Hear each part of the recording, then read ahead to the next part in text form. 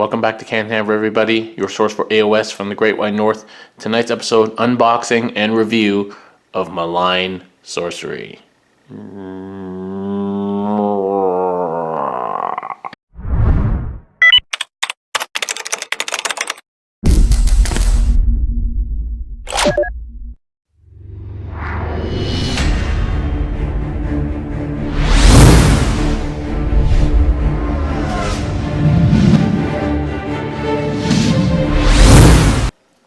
Welcome back to CanHammer, everybody, your source for 40k and AOS from the Great White North.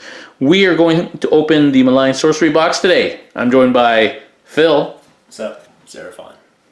Mr. Dinosaur himself. Not just his kid, him himself. Yeah. Big dinosaurs and small dinosaurs. Yes. We're at Phil's house here, cracking open this new box that I just picked up today from Multizone. So here we go. It's a decent sized box, just for reference. There's my hand. And it's filled with goodies, apparently. So without further ado, let's crack this baby open. It's actually the first box that has a little handle, too. Yeah. Isn't that user-friendly? Take it to your friend's house. User-friendly. Yeah, maybe it doubles as a carry case. Is there a bag in it? Oh, wow, look at this. What's a bag in it? This is a revolutionary thing. Look at this. What's going on? This is a bag inside, which... This is like buying a, like when you buy Japanese food or something. Really so it's cool. It's packaged within packaging. Yeah, check that out. And look, plastic bags can be dangerous to avoid danger of suffocation. So you get this bag, which has all the models in it. You get like all the little data sheets, Which is sweet. which is really nice. Awesome. And you get the like sorcery book. Here, Okay. I'll open these while you. Yeah, let's check this out. Is this a reusable Ziploc bag? It's like It is. You know what it looks like? It looks like one of those you buy like your Nespresso pods and you have to recycle. Yeah. Look, it's a Ziploc. You can reuse it for something. Like laundry or something. Okay, all the screws are in here. And they're all color. They're color coded, so all the bases are brown. Here are all the bases. And oh, look at this. Look at the size of this thing, Phil. Huge. God, that's way bigger than I thought. Yeah. Like I've seen them in person, but now that I have them in my hand, they seem very big. The Balewind Vortex. That's that kind of gnashing, whatever, dude, and the Palisade. Here is like the. Oh no, that's the Graveside. That's that big wall that gives cover and Okay. Yeah. This is the big purple sun of Shaiish. It's got like 10 parts and the ring on which it's based, and it is purple. This is blue stuff, so you know the Fly Swarm and the Palisade, and it's pretty cool. And this is the cogs and the pendulum and the flying swords and the shackles and the mirrors. That pendulum is actually really big. Yeah. I haven't seen that one. That's like that's like a good 6 inches long. Really cool.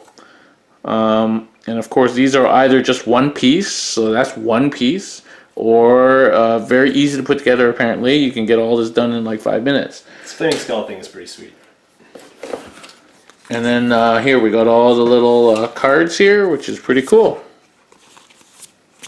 Yeah, these are fun. Yeah. These are like fun painting products too, because again, you can just do them really quickly, spray or paint white, then you can spend a lot of time and do what you do. Cool. Okay, let's have a look at the book. Where'd you put the book, though? It's right there. Neato. So we kind of covered the basic rules to do with endless spells when we did our rulebook coverage. Basically, you have to buy them in your army, but then you can cast them as many times. You can only cast them for as many models that you own. A wizard can only cast one endless spell per turn, no matter how many you bought for your army.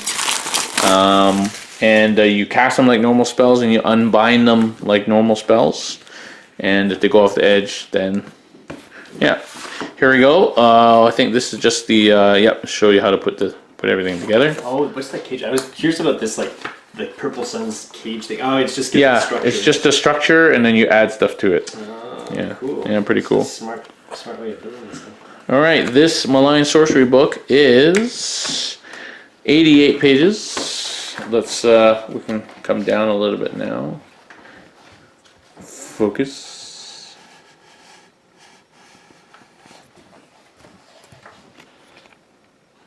All right, let's check it out.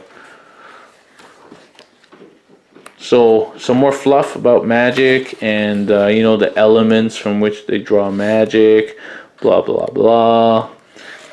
Oh, there's fluff on the purple sun of Shaiish. Yeah, there seems to be like fluff on each of the spells. Pretty cool, yeah. Ether Void Pendulum, Prismatic Palisade. It's almost like this is just like a Malevolent magic Nailstone. fluff book. It is a magic fluff book, yeah. It's like fluff on all the spells. They got some spells of the different realms, no? And then here's pictures of a lot of which we've seen already. All the different spells.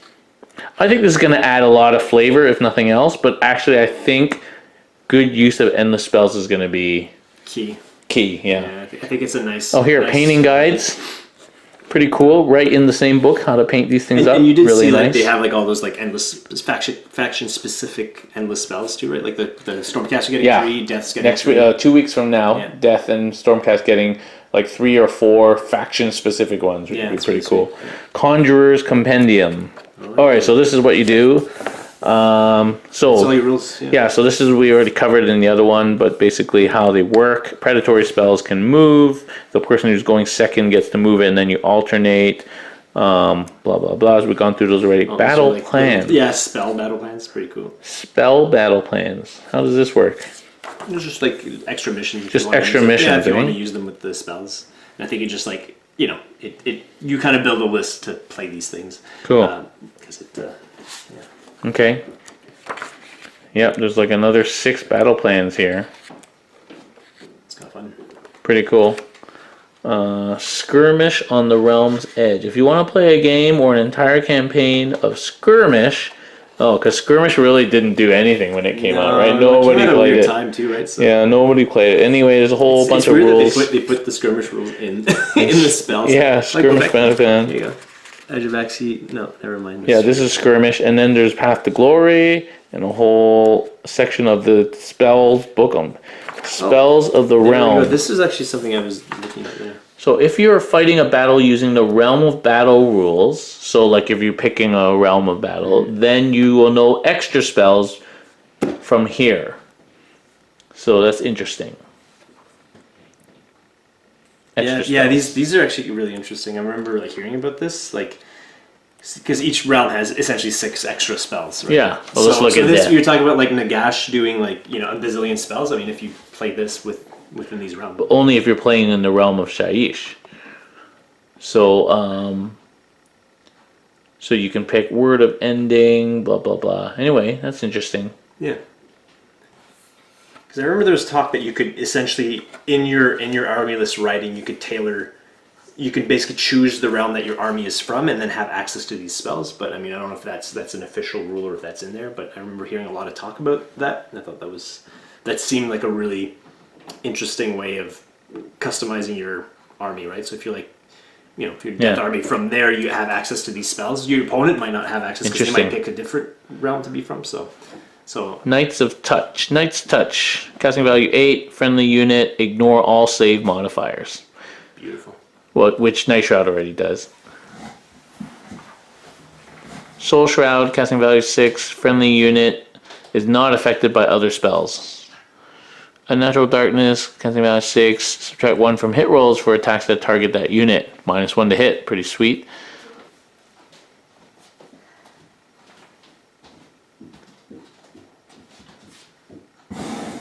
See this one, -1 to hit. Ethereal Guide, add 1 to hit rolls for attacks made by the caster. Art is back. And probably fit. Artifacts of the Realm. Oh, that's where those artifacts are. The raw magic, the flooded. After choosing the allegiance for your army, you can decide that it is from a specific mortal realm. If you do so, you can select any of your artifacts power from either or both of the lists in this section. For example, if you decide your order army is from Gairan, you would choose 1 artifact of power for your army from the weapons of Gairan or relics of Gairan table instead of the artifacts of order table. So this is literally just more. So it's artifacts. not. Yeah. So I guess it's not the spells that you can do, but it's the artifacts that you The can, artifacts, you can and customize. apparently these are pretty these are the sweet. ones that are. Yeah, I've heard that. And so, like any faction in the game can be from any realm, basically. And they just bring those artifacts with them. Alright, well let's just look at a couple of these, see if we can get a flavor. Entangling Blade. Pick one of the bear's melee weapons to be an Entangling Blade. If you score one or more hits on an enemy hero or monster, subtract 1 from hit rolls for that enemy into the end of the phase. Pretty cool.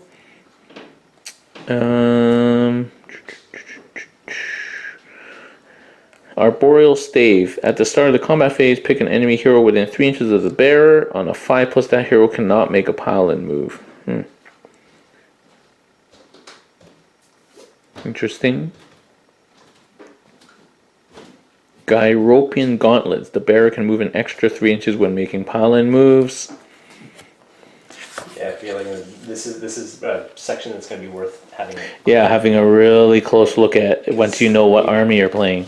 And once you know what heroes you want, and it can give you some really. Yeah, because most of the death ones are not that great actually, but You don't there's have to be there's so many now. There's just so much to pick from, and all the effects are not huge, but just a little bit. Well, you start combining things, right? Like if you have like an allegiance trait or command ability that does one thing, and then you. Yeah.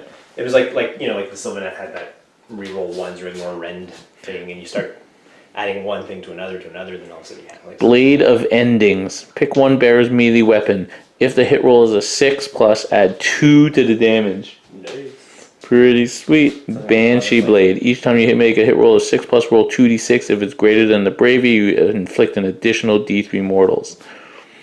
Pick one of the bearer's melee weapons to be Life Bane. Add 1 to wound rolls, +1 to wound.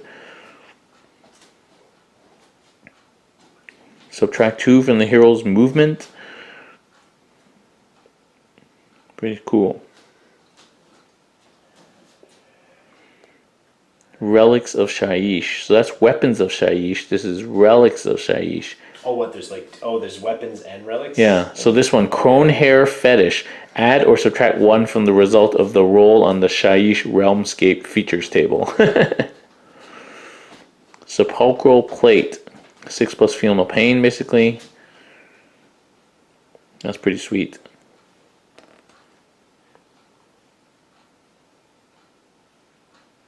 Oh, look at this. Ragged Cloak. Once per battle, at the start of your opponent's shooting phase, declare the bearer will shroud themselves with the cloak. The bearer may not be chosen as a target of an attack. Cool. Pretty cool. Yeah. Oh, there's so many. Yeah, there's basically two. It's like two tables 10 pages of it, yeah. And then here again is the points values for all the spells. And more battle. And then more battle plans. Really 2 more battle plans. Yeah, they've got weird. so many, like. All right, well, let's go through the various spells. Now, first we'll go through the Balewind Vortex. I don't, the only thing I'll say about these cards is while they're very useful, it'd be nice, at least while we're learning, if there's a little picture or something on the back, but anyway. I don't have a Balewind Vortex model. It doesn't come in the Malign Sorcery box. It's a separate model, but you get the scroll. So, what does the Balewind do now? So, you summon it with a casting value of 6.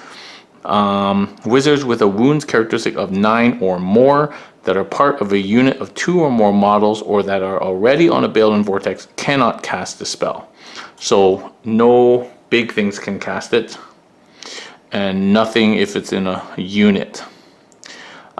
If successfully cast, set it up within 1 inch of the caster and more than 3 inches from any enemy models, and then place the caster on the upper platform. As long as the vortex remains on the battlefield, the caster and the vortex are treated as a single model that uses the caster's war scroll as well as the endless spells rules. It is treated as an enemy model by the opposing player's army. A wizard on a Balewind Vortex cannot move. If a wizard on a Balewind Vortex attempts to dispel it, the attempt is automatically successful. This uses up the additional spell that the wizard would have received in that hero phase, and still counts as a single attempt they can make to dispel and end the spell this hero phase, but allows them to use any remaining spell casting attempts normally.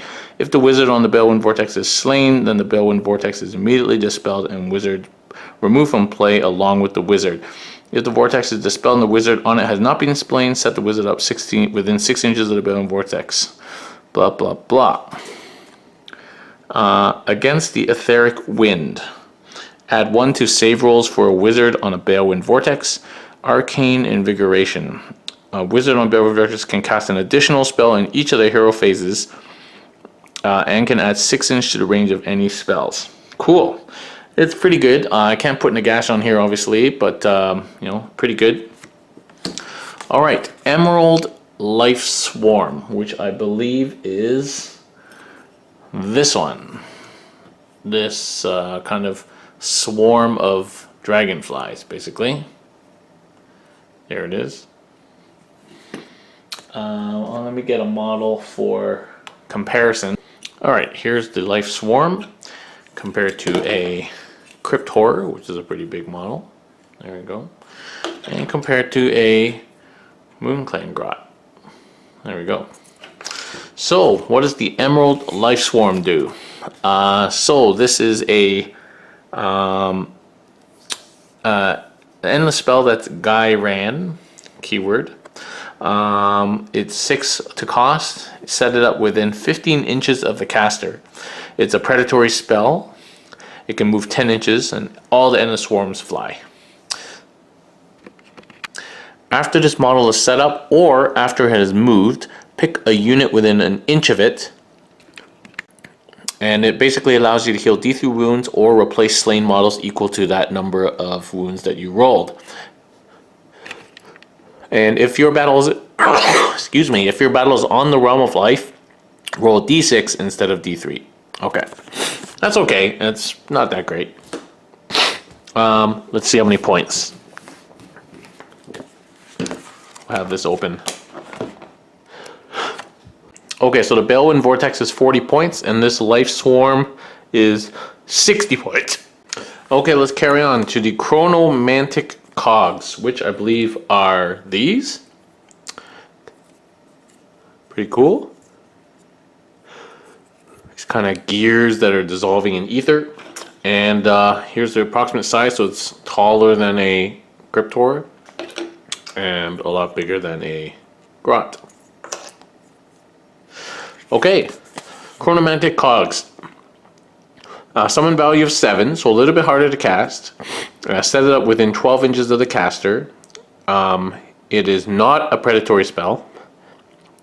In the controlling player's hero phase, a single wizard within 9 inches of this model may manipulate the cogs to increase or decrease the flow of time. You can do this in the same phase as the cogs are set up. Choose one of the effects opposite, last until your next hero phase, or until an enemy wizard chooses to manipulate the cogs. So does that mean you just get to manipulate it? I guess so. Speed up time. Add 2 inches to move and charge for all units on the battlefield. So all units, yours and the enemies. But that may be advantageous for you. That sounds like it's pretty good for my Flesh Eater Quartz army. Slow down time. Wizard manipulating cogs can cast 1 additional spell this hero phase and reroll failed save rolls. All rolled fail saves, not just 1. Wow, okay. I really like that for Nagash. An additional spell and reroll save rolls, and he's on a 3-up. So I quite like the cogs, and the cogs are 60 points. So I think that's pretty good, even just for 60 points. And you know, when you're making a Sigmar army, you often have anywhere from 20 to 100 points left at the end, and sometimes you just can't fit in what you need because it's not as granular as 40k. You're going in 10s and 20s and 30s. There's no 5 points or anything, or 8 points in 40k. So you usually have points at the end, and now you have to decide whether you want a spell or if you want an extra CP for 50 points, you know, those sorts of things. So it's a lot of strategy there. Okay, next, Quicksilver Swords, which is this flying swords, and taller than a Crypt Horror, and much taller, of course, than a Moonclan Grot. Quicksilver Swords, casting value of 6. Set it up within 10 inches of the model of the caster. It is predatory and can move 8 inches. The player who set it up can immediately move with it. And after this model has moved, pick 1 unit within 6 inches of it and roll 12 dice. For each 6, that unit suffers a mortal wound. If the unit being rolled for is chaos, it suffers a mortal wound for each 5-up. And if your battle is taking place in the realm of metal, you can roll 15 dice instead of 12. Okay, so you need 6s. If you roll 12 dice, you might get, you know, 1 or 2 6s. Obviously, that's going up to 2 or 4, 3 to 4 for chaos. So that's okay. It's not great though. And the Quicksilver Swords is only 20 points. So, you know, just toss it in your list. You often have 20 points left and nothing to spend 20 points on. Just toss it in. Who knows? Okay, the Geminids of Ulgish. I really don't know which one that is. I'm going to have to look it up. Let's see. Which one's the Geminids of Ulgish? It really doesn't give away what it is. Okay. It's these little whorls, I believe.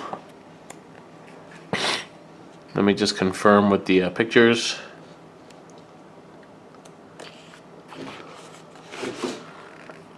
Yeah, these little things. Okay, so the Geminids of Ulgish, you get 2 of them in the box, are these little sort of balls of magic. These are a little bit shorter than a Crypt Horror, and about twice as tall as a Moonclan Grot. Small little models. Geminids, so this consists of 2. Okay, so you don't get 2 of them. This is the Geminids, 1 unit. And if you dispel it, you remove both models. It casts value of 7. Set up both models within 6 inches of each other and both wholly within 18 inches of the caster. You then nominate one model to be the light and the other to be the shadow. These Geminids are predatory. They can move 8 inches and fly. When you move this and the spell, the second model must finish its move within 6 inches of the first. Otherwise, it is dispelled.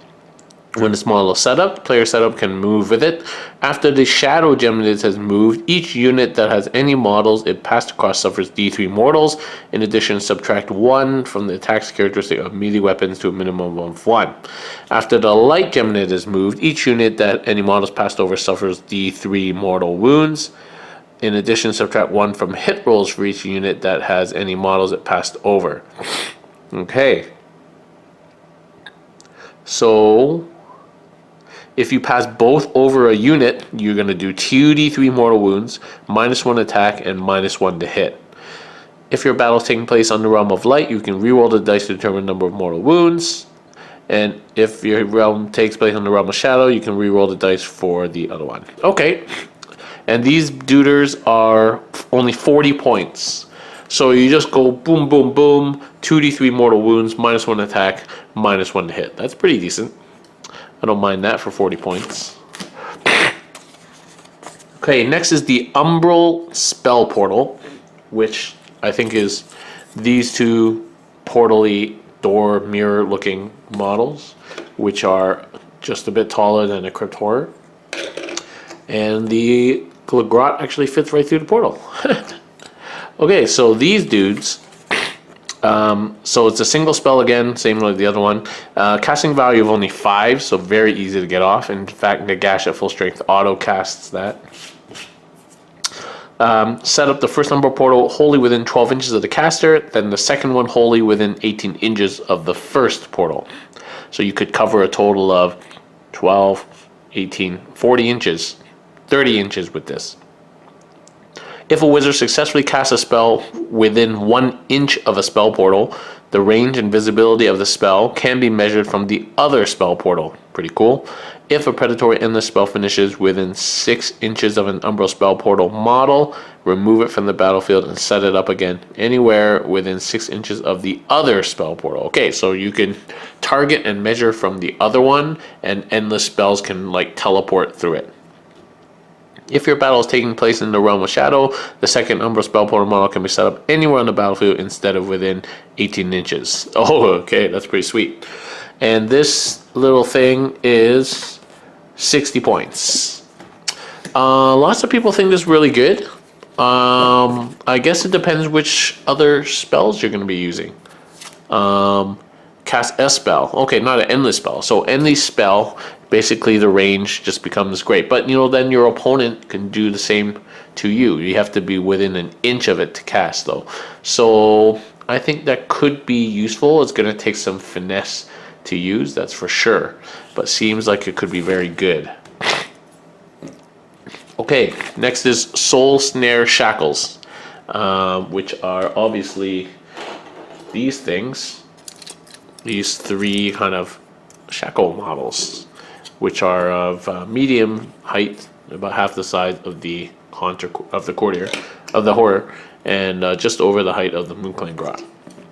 You get 3 of them, and they form a single model. All 3. Summoning is value of 5. Set a model up within 12 inches, then the second and third within 6 inches of the first. At the start of the movement phase, roll a dice for each unit within 6 inches of any Soul Snare Shackle model. On a 3+, have the move characteristic of that unit until the end of that phase. On a 6, that unit also suffers D3 mortal wounds. And if it takes place in the realm of death, then it can be a snare at 9 inches instead of 6. Okay, so you send this through a spell portal. That's pretty cool. It can really screw up some people's movements. Force the opponent to dispel it. Okay, and Soul Snare Shackles are only 20 points. Again, something you could just throw in. Okay, next is the Burning Head, which I presume... Burning Head. Which one's the Burning Head? I think it's this skull one. Yeah. So this one's the Burning Head. This kind of flames with the skull on the front, and that's about the size of a horror. So what does the Burning Head do?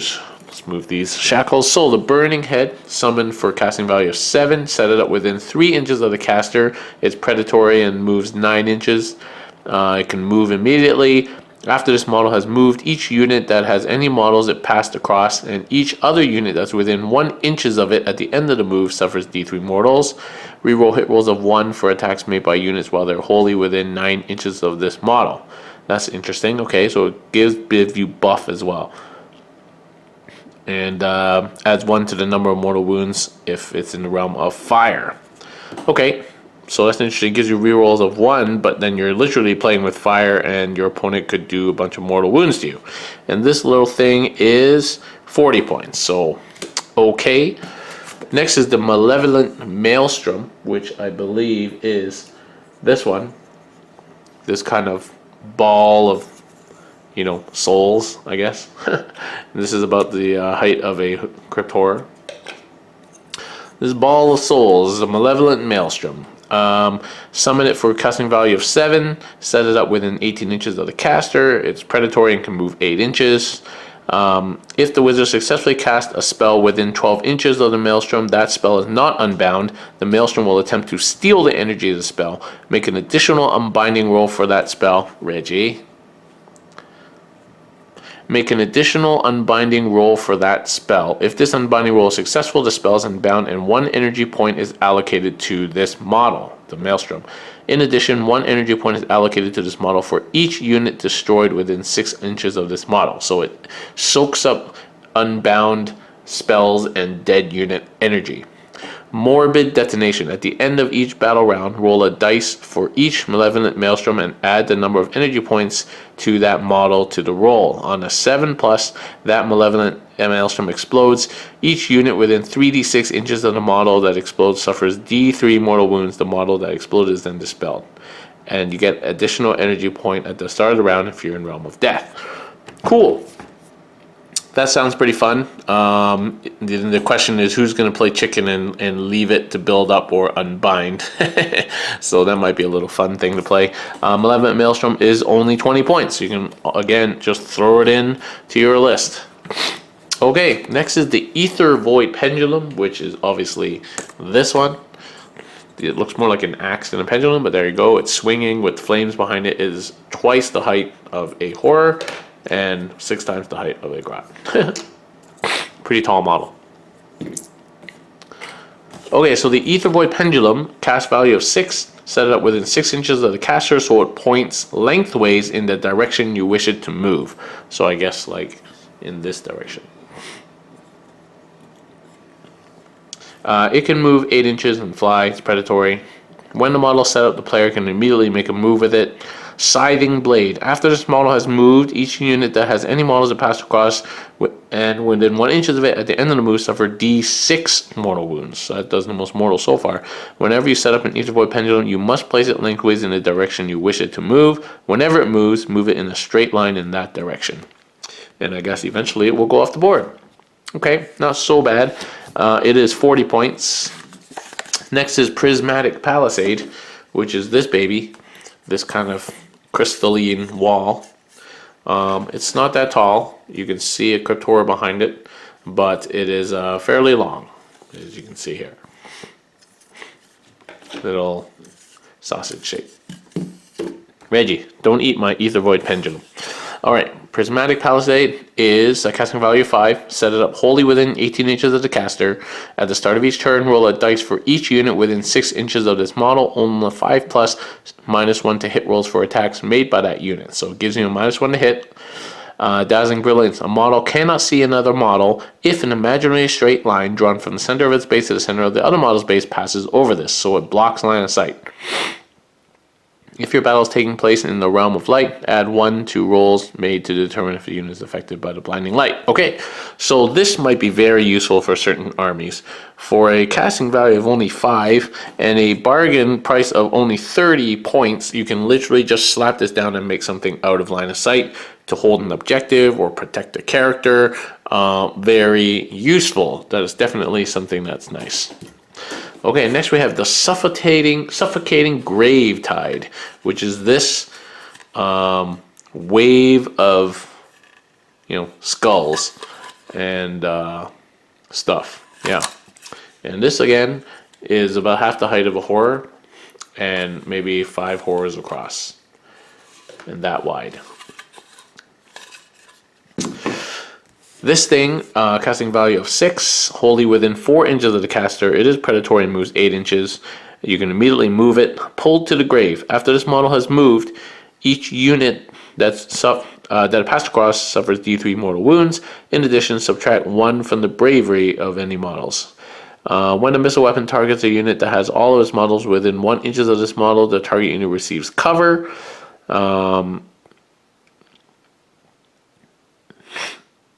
If your battle is taking place in Realm of Death, you can move 12 instead of 8. Okay, that's not a very good one. That's definitely not as good as the Prismatic Palisade. And this thing is 30 points as well. Okay, Ravanax Gnashing Jaws, which is clearly this guy, this flaming mouth, basically, that it would literally eat up this grot. And probably could eat this Cryptora. Big model. Okay, this thing is casting value of 8, so harder to cast. Set up within 6 inches of the caster and is predatory and can move 12 inches. You can immediately move. And after this model is moved, every unit passed over blah blah suffers D3 mortal wounds. In addition, subtract 1 from the bravery. So it's basically the same as the Grave Tide. It can move D6 plus 12 inches if in the realm of Gur. So these two are basically the same.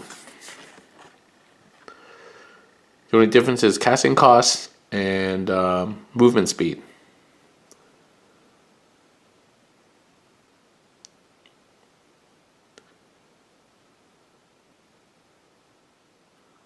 Yep.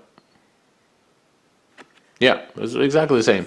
That's weird. And the Gnashing Maws is 40 points. So there you go. And I saved the best for last. The Purple Son of Shyish. Boom. This model was super fun to get. It's definitely the most complex one to put together. It has a ring, 2 rings inside that you put together, and then it has spikes off of it that you attach these panels to, and you slowly build up this ball. It all fits almost perfectly. There's a slight gap there, but otherwise all the pieces fit perfectly together. You poke yourself a few times on these spikes here, but it's a super awesome model to put together and all fits very nicely. So that's going to be cool to paint up. This model is quite large. Here's the Cryptora, literally double the size of the Cryptora, and Moonclan Grot doesn't even go up to the bottom of the sun. So it's a big model, very cool. What does it do? It has a summoning value of 8, so harder to cast. Set it up within 6 inches, is predatory and moves 9 inches and can immediately move. Whatever you move across is subjected to the Purple Sun. Roll a number of dice equal to the number of models in that unit. On every 6 plus, 1 model is slain. If the unit has wounds characteristics of 6 or more, it suffers 2d6 mortals instead. and subtract 1 from bravery of all units while they're within 6 inches of this model. And it moves 12 instead of 9 in the realm of death. So this thing definitely does the most in terms of damage. It does 2d6 to things that are wounds of 6 or more, or just outright kills models. So here we have some Cryptoris here. These guys are 4 wounds each, so they don't qualify for the immortal wounds. If I have a unit of 6 and you roll a couple of 6s, that's 8 damage basically. There's 2 guys dead, so can be pretty good against hardy stuff like Thunder Tusks and stuff like that. So I think this has some play. The only problem with this spell is it is 100 points, which is a lot. It's a whole unit. It's a whole battle line for some armies. That is a lot. So I don't know how much we're going to see this baby played, because 100 points is a lot. It doesn't fall into the leftover points category that most of these spells fall into. So we'll see how often we see the Purple Sun of Shyish on the field. If I take my picks, I'd say the Prismatic Palisade is very good. The Cogs is very good. The Spell Portal has its uses. And I think actually the Shackles may have some use depending on the army that you're playing. But I think we're going to see the most of the Palisade and the Cogs and the Spell Portal. Well, that's it. That's a review of the Malign Sorcery, all the models and all the spells. If you enjoyed this video, please click on the link below and like. And subscribe to our channel. Consider supporting us on Patreon. There's going to be lots of AOS to come on this on the channel. So do stay tuned, and we'll see you next time.